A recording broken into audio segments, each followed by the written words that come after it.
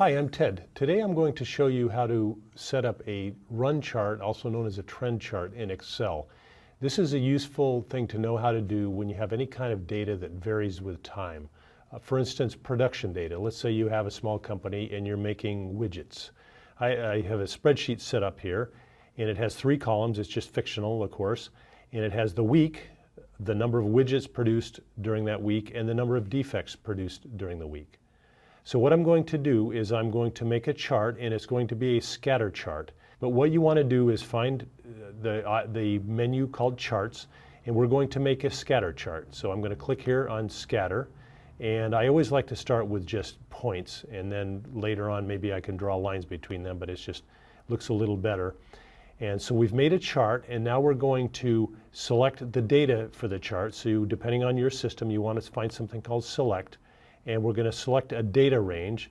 So the first data series, we're going to say Add, and we're going to select the X values. So we're going to click over here where it says X values, and then we're going to select the numbers in the week column, because the week is going to be our X-axis. So I scroll down here until I get to the end of November is as far as my data goes. And then on the Y values, we're going to select, I just, whatever the default is here, I always just delete. I'm not sure what that is. It's always there. And we're going to select the range of values in the number of widgets produced. So we do that, and we've selected the range, and now we're just going, and the third thing is I'm just going to type in the name, or actually I'm going to click on the name field and go over here and click on the cell that says widgets produced, and that means that whatever is in that cell will be the title of that data series. And then I'm going to say OK. I clicked on OK, and there's my chart. I've got the number of widgets produced per week. And I'm just going to make it a little larger so that you can see. And here we have a run or a trend chart showing the number of widgets produced per week.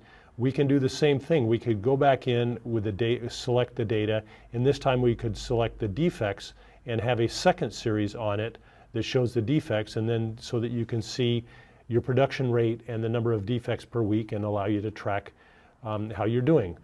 Obviously, you can apply this to anything where you're varying with time. So I hope this has been helpful. I'm Ted, and today I showed you how to make a run chart, also known as a trend chart, in Excel. Thank you for watching.